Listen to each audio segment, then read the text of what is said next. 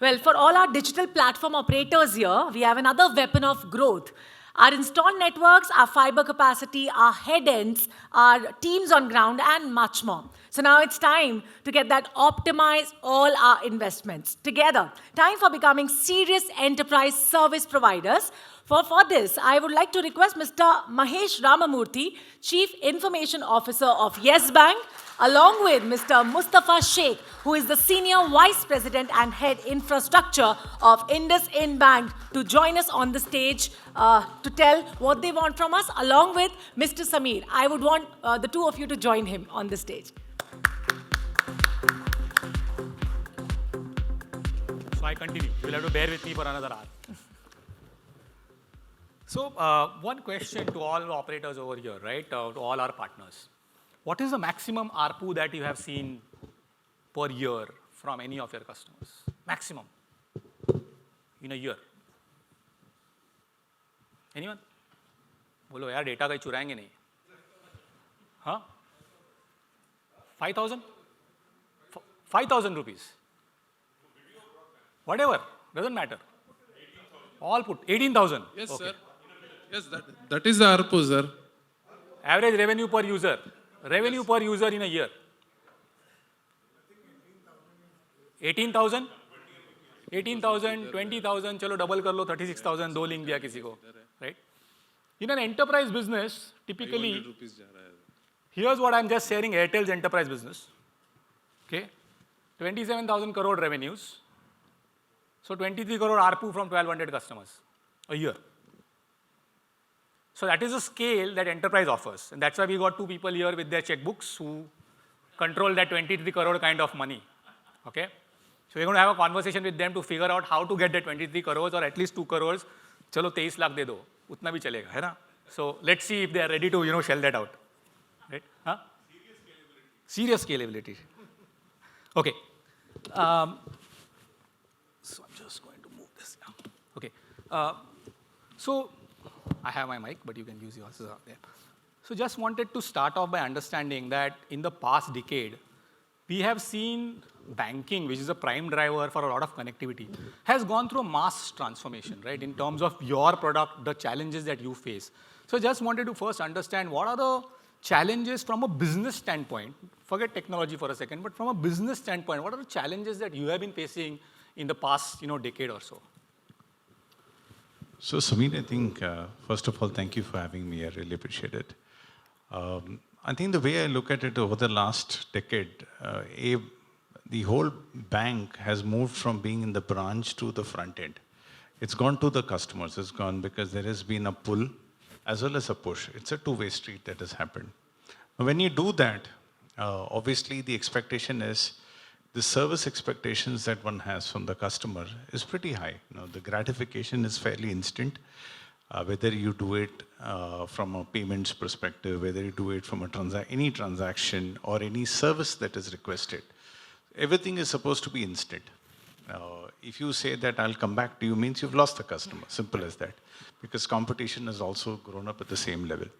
So if you look predominantly, if 10 years ago, I'm sure that a lot of us would still have visited branches, say at least once in a quarter. If not anything, you would go there for do some form update, some check deposits and everything. But today, as you start looking at the adoption of technology, adoption of so-called digitalization, as I call it as a macro word, which includes both digital and digitization, both put together. We've seen that you now hardly visit the branch. The brick and mortar branches are shrunk. They've churned themselves very differently. And more importantly, everything is available on a 6.5 inch at best screen that you have on your hand. That becomes absolutely the transacting point of view. And it's not just for you and me. Our own parents, who are probably old, they probably earlier did have hesitancy in saying, do I do it? But today, thanks to WhatsApp University, thanks to their friends, they have started to say, yeah, it is better. Let me try and play this around a bit. Let me figure out. They may not still transact, but they are happy to use UPI. They are happy to use their statements on the mobile, and they love that because it's like peer competition when they sit in their groups. I do this, I do that. So adoption is big. That also means banks have started to change the way they see a customer, the way they have to give experience to the customer, and hence the way you have to deploy and engage. That is on the service layer. Acquiring. When you want to expand, you want to acquire. In the past, you had your own branch staff walking into basis of cold call or basis certain offers, you go in there. That's changed, right? Today, you keep pushing data. Over the last 5-6 years, you will see you're flooded with cross-sell, upsell, so-called noise that you get onto your data. With the data, you're flooded. So, and then you click on something and you can get a good offer, you can go on it. So banks have started to morph themselves from being a pure play, I would say, banking entity to becoming a financial marketplace. Okay. So that's a big shift.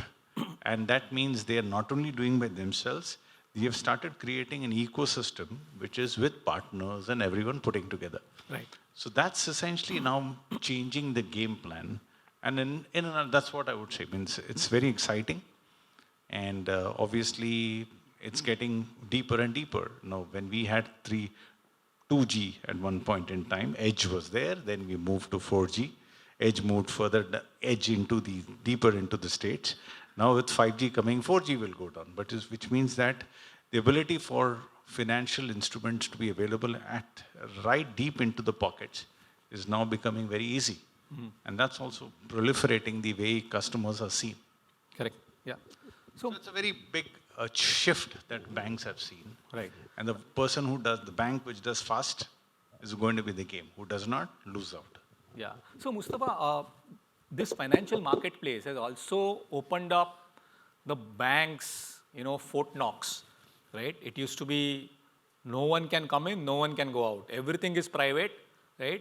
I remember that even today, most banks, when you go into their data center or even a building which is a semblance of a data center, will tell you shoes bar nikalna, right? Despite the fact that modern servers are agnostic to all of this, right? So, but it used to be such a sanitized environment. But now that you become a marketplace and you have so many fintechs giving you some service or the other because you can't build all of it, how is that being handled by the bank suddenly?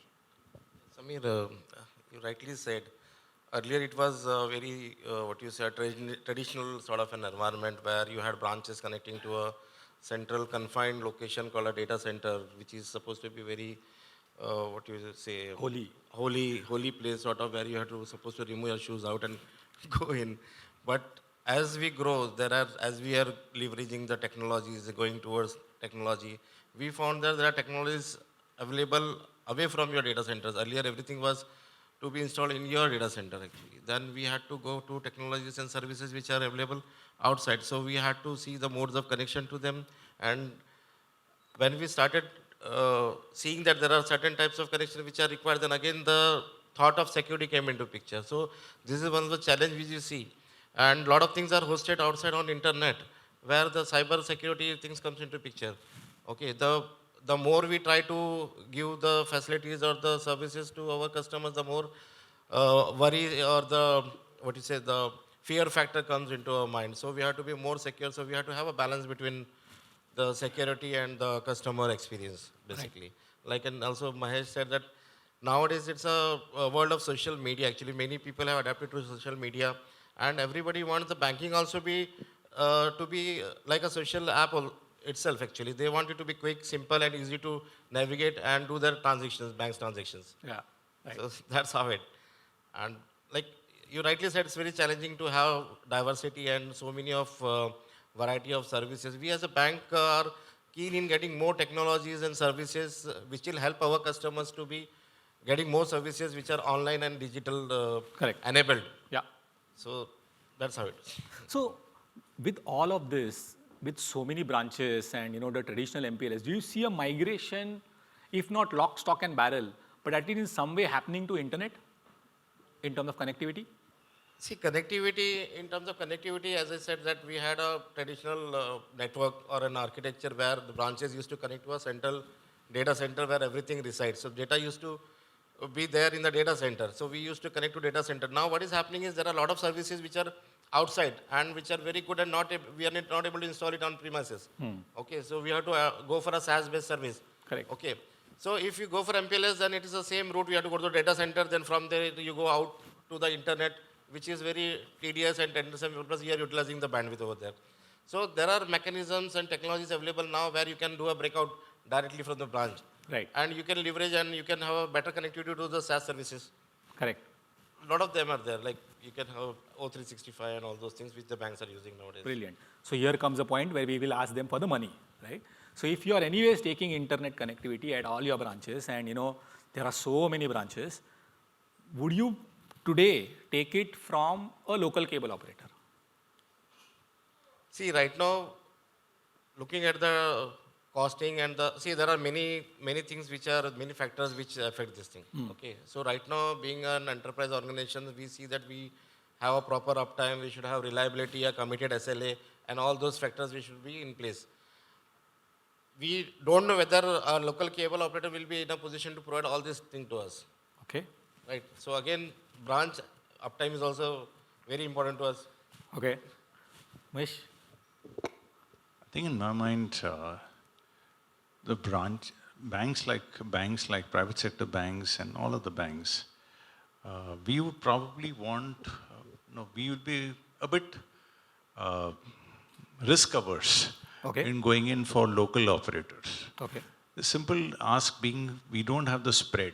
We are pretty typical hub and spoke, where the concentration of efforts is always on the hub. The spoke is not there much. Correct. So we will obviously be looking for partners who will possibly aggregate it for us and provide us the OLA in terms of the overlaid, I would say, service levels. Okay. As well as make sure that they are giving the right levels of coverage. If there is an ex-operator there, they tie up in turn with local operators, aggregate the services, give us the monitoring capabilities, give us the assurances that is required, like what he said in terms of the availability. And if not, if there is operators keep changing at the far end, there is an ability for these aggregators to flip the change faster. Okay. So to me, I think large banks would be averse to really looking after singular broadband operators. That won't work because it's the effort that goes in. Okay. It would rather they will go in for 3 or 4 aggregators who will help us bring it all together under one roof. Okay. And that even if it means that you're getting certain extra services, you overlay it with a good levels of monitoring, availability, commitments, contractual interlocks, and last but not the least, saying that they keep assuring us as to what's happening in the far end. We'll rather do that. That's the way we probably will operate. Okay. So could you clarify a bit when you talk about observability or you talk about service levels, what is it that you would want to look in that, right? Because for most of us, it's an internet pipe. What do you want to look? Is it up or down or anything beyond that? See, observability from the operator would be in terms of, obviously highest in the order is to say that, is it available 99.99%, right? Because at the end of the day, it's service. And branches would need branches or a digital bank units or the ATMs, whichever footprint you take as a service touch point, the ask is it will be always available. Right. So obviously observability has to talk of one, availability. 2, it has to talk about in terms of what's happening in terms of the utilization itself. It's next piece, right? Am I right sizing my utilization? I may take say 5 gigabits to that, but is it really required? Can I share that network and see is aggregation, is it still working well? And then if there are, say, noise that is coming on the pipe, can I quickly identify down through the observability rather than waiting for something to fail? Can I quickly react? So be more reactive rather than be more detective rather than being reactive, if I may say so. Because that's very important. Because if you're not, then what's the use of service level? Because someone in the branch will cry and then you will work up. And those days are gone. Right. Okay. You need to be absolutely on the ball. You need to understand if you've invested in the tools, invested in the capabilities. And technology today is fairly commoditized in terms of what it does. Correct. It's about how we utilize the data that is flowing through Correct. to make more intelligent decisions out of it. Right. I think that's the way I would put it. Great. Mustafa, you wanted to add something? Yeah, this is what he said, right? Actually, see, there is, apart from the uptime, SLA guarantees, and all those things, now, there are operational factors also. Like if we are having so many cable operators, different cable operators at different locations, and plus they tend to change. There are local issues and all those things. There has to be an aggregator, or one or two, like I said, who should be front-ending for us, and who should be maintaining the uptime, the SLA, the guarantees. There should be a common billing so that the billing department also is not cribbing or crying. Billing has to be uniform there so that one cable operator is giving us some other cost, other is giving some other cost, then we go in some different situation. So these are all the pain areas which should be addressed actually. Okay, great. Software-defined WAN, right? That's the new buzzword in the market, right? Everyone keeps saying software-defined WAN is there. I don't need MPLS any longer. I can even work off a SIM card. So what is this? Where are you in that journey? Do you really see it replacing, complementing, or supplementing the existing MPLS networks in the way you're working? See, as far as we tried 4 years back, that time I came to know that this is a technology which is being vastly in abroad and foreign countries and all. So gradually I found out that broadband there is much stable and MPLS there is much costlier. Okay. So doing a study, we came to know then that going on MPLS is much cheaper for us in India than going for an unreliable broadband. So that is why till date broadband has improved now, but that time we could not go for it. Right. So that was the criteria for not going into SD-WAN that time. We can consider it now if we get a better reliable broadband. And broadband has to be cheaper from MPLS. Right. To me, I think when things, then a whole network is evolved, right? And it is evolving. I would say that the expectations, if you look at it, 15 years ago was MPLS was pretty new. We still have point-to-point links. Forget MPLS, we're point-to-point. Then we moved to MPLS. Then we moved to certain 4G-based approach. But at that time, it was the traditional routings that were really getting in play. But today, with SD-WAN really coming across, and with multiple players giving you much more robust, I would say, ability for you to manage the entire ecosystem, right? Because it's very important not just manage networks, manage the security layer, manage the entire failover, availability, how all of these. And so the CIA principle from a security perspective. So all of these today, SD-WANs are, I would say, somewhere in the midpoint of its evolution. Right.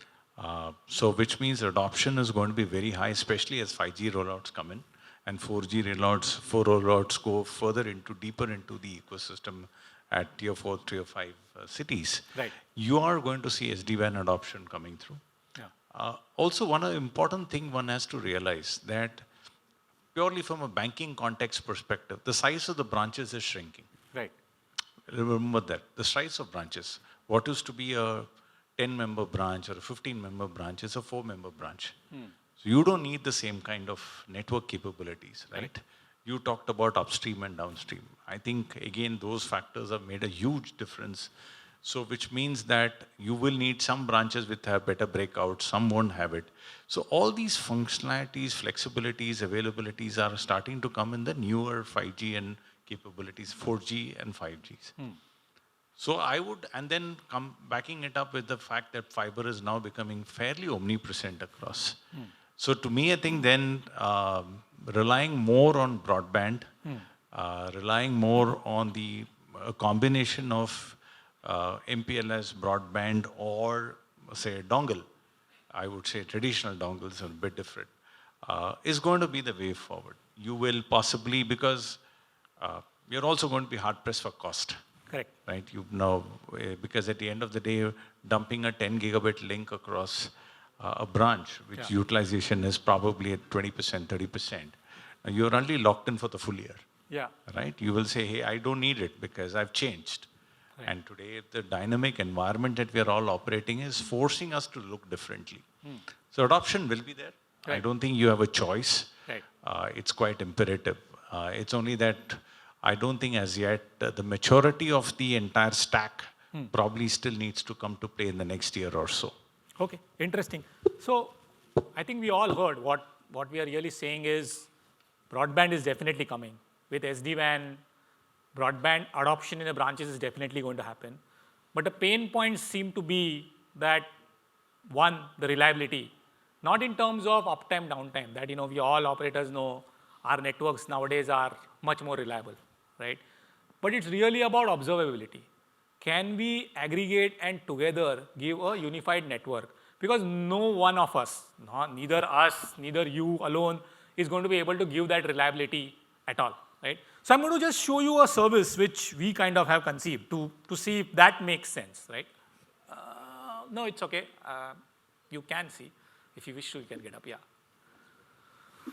So this is what it is, right? Today, multiple MSOs with multiple network and amongst them potentially covering everything, right? Anywhere, any place on this, in India where you can get a network, they are covering it. But what you really are saying is you need something which is unified, right? And which is where we have perceived a next one as a mesh network, right? Now, what the mesh network really says is work together, right? We are not merging our networks. But if they need a connection in Barmer in Rajasthan, right? Potentially two of you have the link there, right? When you need it in Mumbai, maybe I have a link, I still need someone else's link over there, right? And where nothing is possible, then you need broadband over satellite as a backup link. But all of this ultimately needs a layer on top, right? Which is what you were saying, it has to be observability. It is not just about saying a link is up or down. It needs service standards, which means when someone says the link is down, they don't need to call us. We should know the link is down, or perhaps we should even know that the link is unstable, which means that its jitter is high. And we should take proactive measures to see what can I do about it, right? And which is where I think where SD-WAN plays a role, right? And that's the multi-vendor managed SD-WAN, and finally security as something which sits along all of this as a managed security solution is what will make them, take out the checkbook and sign that 23 crores to us, right?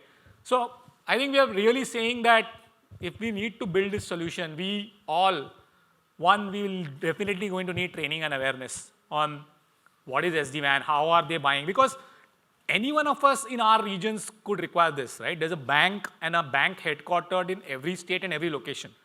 Yes Bank may be in Mumbai, but I'm pretty sure there will be a Andhra Bank sitting down south, and there will be a Kerala Bank somewhere, and there will be hundreds of cooperative banks. And they're just banks. Each one of you in your region will have manufacturing companies. You would have distribution, supply chain, logistics people. Each of them essentially has the same problem.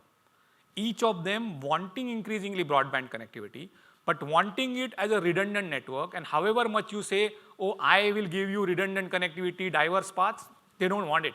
They want two different operators, two different redundant paths, and a managed services layer. So together, if we have to address this segment and take the 23 crores away from the Bhartis of the world, then we will have to work together to provide enterprise-grade support and collaborate, right? And I think that in the next session, Alka is going to talk about some of the collaborations that we can do. But any questions you have to try to get 23 crores from them, you're welcome. Are the banks also moving towards the cloud? A lot of them towards the cloud, so that there is latency and there's a backup also. You're moving towards the cloud also, right? And having backup data centers, there'll be a main center, there'll be a backup, then you'll have cloud. The way I look at it, I think our cloud adoption pace is going to be fairly checkered. It's not going to be a massive and rapid adoption. Simply because as banks, we are regulated entities. We have a lot of customer data, PI data as we call it, which essentially has to be fairly, the overheads of managing from a security angle is quite high. So what happens is, and also to be very honest, I think a lot of the application stack that most of the banks run are fairly cloud, they're not yet cloud native. They're cloud ready, but doesn't give us the kind of advantage of running on the cloud. Now you can just masquerade it, dump it on the cloud only to find that it doesn't give you the performance itself. So I think to answer your question, yes, the cloud adoption is fairly nascent. Uh, it will start rapid adoption over the next, say, 18 months or so. There is also expected to be a kind of a cloud policy from the regulator. So because a lot of when we put up anything on the cloud, today it is left to an individual bank to decide what is best, what is not best, which may come up be questioned or not questioned. It's a hit and miss. So I think the adoption is going to be fairly low today. You still have, no, it's not that we don't have, we have fair bit of applications, but you won't have tier one applications running on public cloud. It may be on a tenanted cloud. It may be on a tenanted cloud for some time. But eventually, I think in the next 12, 18 months, once we get a fair bit of clarity from the regulator in terms of the cloud policies, the CSPs, the cloud service providers themselves, today they sell it as a bouquet of services without understanding. So there are a lot of issues. Today, I'll give you a classic example for ourselves is a classic application which runs on-prem, if you just shove it onto the cloud, it's actually expensive. And if you don't have the competence to try how to manage that cloud, you'll actually end up paying more. So I think there are a lot of such areas which one needs to take a step back, re-architect, look at the advantages of what you need to move to the cloud, what not. I don't think at this moment we are looking at backup into the cloud, a data center backup into the cloud. There'll be an application side which moves to the cloud. So a lot of the fintechs are doing that because they are not regulated. The day they become regulated, I think both Mustafa and I will be and Rajneesh, my colleague out there, we are on the warpath on the front line. So there's the issues. So it will take us some time to reach there. I think in my opinion, 24 months is going to be a good game. I'm also going to ask another two questions. One question is about virtualization of banks. That's going to become a prominent feature. So what role can operators play and distributors play over there? And secondly, I go to a village like Guhagar. There is the BSNL pipe that you have, and you also have the cable operator pipe. Oftentimes, the cable operator broadband pipe is more stable than BSNL. So how do you manage that as a bank? You can continue. So virtualization is a branch you're saying. So right. So IndusInd Bank had started this concept some 3-4 years back, where we started a video branch, wherein a customer from the website can connect to the branch on a video call. So it was a type of a virtualization of the branch where the customer need not go to the branch physically and he can have a call with his representative or a known agent. He can speak and he can call. Even he can schedule a call with the branch manager. There were a lot of options available in that. So that was one thing. Coming back to differentiating between two providers and all on the local level. See, generally, for our branches or per se, we have MPLS backed with MPLS actually. Okay, and wherever we don't get MPLS, we go for a broadband connection, but that again, there is no direct connection there. We connect our users using VPN actually. So in that case, they have an option to hook back to the hotspot. And if that provider is giving a lot of issues and challenge, so frankly speaking, those people are smart enough like a home user actually, they switch to the other provider. So that's how it is. It is not abundantly practiced, if you ask me. It is in the forms of it of virtualization is practiced because at the end of the day, to what Mustafa said, no, I think we still have some. You can't, if there is a branch at a far end, you have to keep the branch. You can't shut the branch. But can you have a virtual branch where people can log in, have a look at it, have a video call and everything? Yes, I think these are some new capabilities with the video capabilities, we are doing it. We've not seen the adoption of that beyond tier 2. Beyond tier 2 is becoming difficult, especially when you go further into tier 3 and you have to do conversations with, say, a multilingual approach, right? And with different, I would say, regional languages and everything. I don't think it's succeeding much. Those areas, you still need physical touch points. You still need physical persons going there to be able to transact. I think it will take some time before we get there. That's the way I see it. But yes, What about the providers' options? Because Yeah. oftentimes the government is relying on the cable operator. which is fair, which is the one which is the one I said. At the end of the day, if we are able to get, say, we have multiple operators, aggregators, as I call it, aggregators who do that for us. Now, we won't go there. As a bank, you expect us to go down and go to every town, every hamlet that we there and try and say, na aaj ye operator nahi chala, kal main udhar switch karunga. No. We would rather give it away as a service. And they manage it for us. They say, sir, आज ये आदमी बंद हो गया, ये ठीक नहीं चल रहा है, इसका, I'll move you to this operator. I will take the billing, you don't bother, I'll take the billing, but I'll give you service. So these are the things that we would look for from an aggregator. So as a bank, if you look at it, we are enabling the bank to run technology effectively as a team. And we rely on partners who will help us provide that niche services in a way that it is end-to-end. Manager doesn't have a role. The local rural branch manager doesn't have a role to play Technically, at all. no. Technically, we tell them to do his business, which is the business of banking. Okay, and get even if he customers. knows that there's going to be electricity downtime, there's going to be broadband Absolutely. downtime. So he does. So he Yeah. does warn us. So there are obviously, he does tell us, you know what, so that is why we have teams who really run after that, right? There are a lot of people who essentially, there are a whole entire infrastructure branch banking team which essentially gets this feed and rolls it back to us saying, you know what, this branch is going to have so much of outage, or there is a constant, it's in a place which is possibly prone to digging, road digging, because there's lots of crisscross. There are a lot of such situations. Or during a storm, there is a fair bit of water that flows through. So these are conversations which keeps feeding through. But to be able to, so we don't effectively the control. So you have the control is fairly central, hub and spoke, as I said. Whereas the spoke level, the branch manager knows who is the person. So the branch manager would know who's that guy, who's a broadband operator who's giving it. That much they will have. But they can call and say, "Arey, chalta nahi hai, what is the situation, or there is an issue." They will have those connects. But to be able to aggregate it, so generally you will see a partner who's having 50 networks, 60 networks, or 100 networks.